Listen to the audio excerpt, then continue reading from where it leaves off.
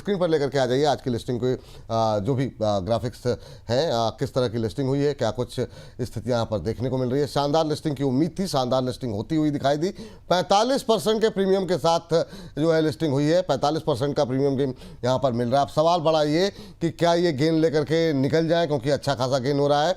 700 के भाव पर NSE पर और BSE पर 703 के भाव पर इंडो MIM की लिस्टिंग होती हुई दिखाई दी है। अंबाला मैम आपसे ही शुरू करना चाहेंगे, तब तक अनु सर आप चाहें तो एक बार देख लें, अगर आप टिप्पणी करना चाहें तो इसको लेकर के, और हिमांशु सर अगर आप भी टिप्पणी करना चाहें तो बताएं, अदरवाइज इसको फिर इन दो एक्सपर्ट से पूछ लिया जाएगा। प्राइस बैंड 461-486 के बीच में था, 700 के आसपास की लिस्टिंग हुई है, शानदार लिस्टिंग। 45% के आसपास का प्रीमियम यहाँ पर मिलता हुआ दिखाई दिया है। इसमें जो है 500 करोड़ का फ्रेश इशू था और करीब 3300 करोड़ के आसपास का OFS था। तो शानदार लिस्टिंग के बाद अब करें क्या? क्या जो है यहाँ पर प्रॉफिट बुक करना चाहिए, होल्ड करके जाना चाहिए? अंबाला मैम, फर्स्ट रिएक्शन आपका। मेरे हिसाब से तो IPO वाले जो सिर्फ IPO लिस्टिंग के लिए आते हैं उनको मिल गया अच्छा खासा गेन। तो अब क्या इस बिजनेस में और पोटेंशियल नहीं है? अभी भी है, क्योंकि बढ़िया प्रॉफिटेबिलिटी में है कंपनी। तो दो तरीके हैं बिल्कुल जी, दोनों में जो आपको ठीक लगे आप आपके हिसाब से, आपके रिस्क एपेटाइट से आप काम कर लीजिए। मैं कंपनी के बिजनेस फंडामेंटल्स को लेकर के अभी भी बुलिश हूं। अगर हम इसको रख भी लेते हैं तो short term to mid term में ये और भी अच्छा गेन हमको दिखा सकता है।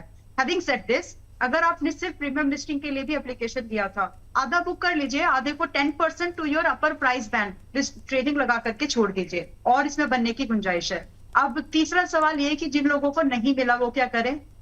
गड़बड़ी मत करो, अभी बहुत ज्यादा प्रीमियम लिस्टिंग है।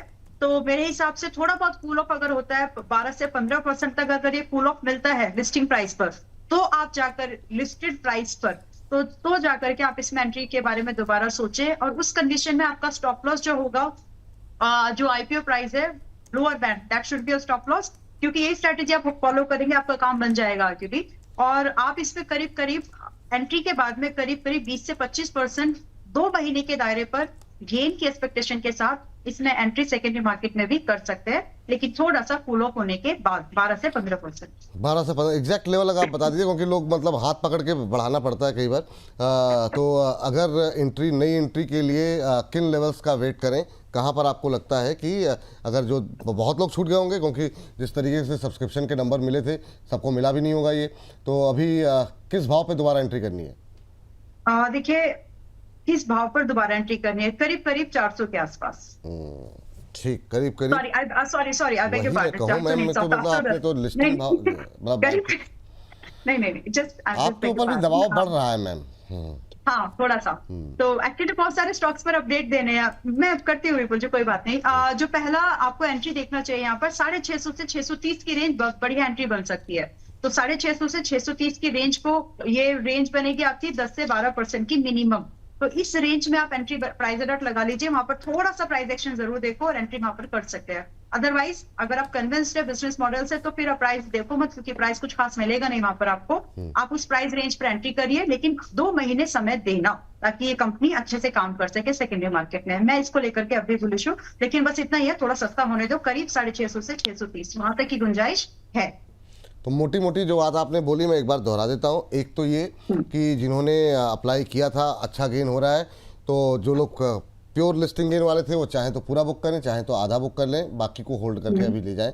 दूसरा, जो लोग अभी इस बात के लिए जिनके मन में कसक रह गई कि हमको मिला नहीं, उनको अभी तुरंत कूद करके नहीं खरीदना है। थोड़ा हल्का हो जाए, 650 630 ये लेवल जब आए तब दोबारा एंट्री करनी है। और अगर एंट्री करें तो 2-3 महीने का नज़रिया। और जो लोग होल्ड करके जाएं वो कितना टाइम फ्रेम अभी रखें?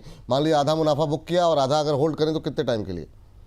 सबके लिए 2 महीने तक तो मिनिमम, क्योंकि कम से कम उतना समय तो लगेगा बिल्कुल जी। क्योंकि अभी जो नए नंबर्स आए हैं, कितना असर पड़ेगा, मतलब इसके ऊपर जो नए रिजल्ट्स आने वाले हैं, ये हमको देखना है। और वो तभी दिखेगा जब आप थोड़ा इसमें समय दे दें, क्योंकि मेजर जो प्राइस इन्फ्लेशन इनके प्रोडक्ट लाइन की चीजों पर दिखेगा, वो उसके बाद ही दिखने वाला है। चलिए, ये बात यहाँ पर निकल करके आई है। ये है अंबाला मैम की राय। 2-3 महीने के नज़रिए के साथ अभी चाहें तो थोड़ा मुनाफा बुक करके होल्ड कर सकते हैं। नई खरीदारी की अभी सलाह नहीं है, हल्का होने दीजिए, फिर स्ट्रेटजी बनाएंगे। लेवल 630 650 है जहाँ पे आप एंट्री कर सकते हैं। हिमांशु सर, आप कुछ इसमें ऐड करना चाहेंगे, कोई टिप्पणी करना चाहेंगे? देखिए सर, इसमें 2 बातें रहती है। वैसे तो अंबाला जी ने काफी डिटेल में इसके बारे में बात करी।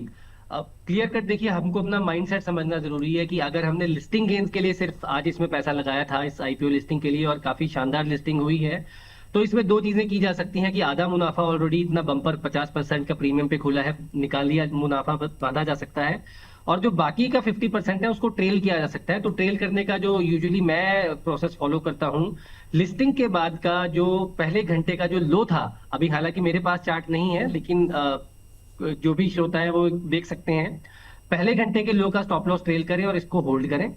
दूसरा, ऑफ कोर्स ज्यादा लॉजिकल बात यह है कि बहुत ज्यादा बड़ी संख्या में जिनको अलॉटमेंट मिली ही नहीं, मुझे लगता है कि उन्हें वेट करना चाहिए, क्योंकि 10 में से 9 आईपीओज का लिस्टिंग के बाद एक प्रोसेस होता है बेस बनने का या साइडवेज कंसोलिडेशन का, उसमें खरीदारी करें अगर कंपनी के फंडामेंटल्स में वाकई ही कन्विक्शन है और लॉन्ग टर्म के लिए खरीदारी करना चाहते हैं तो।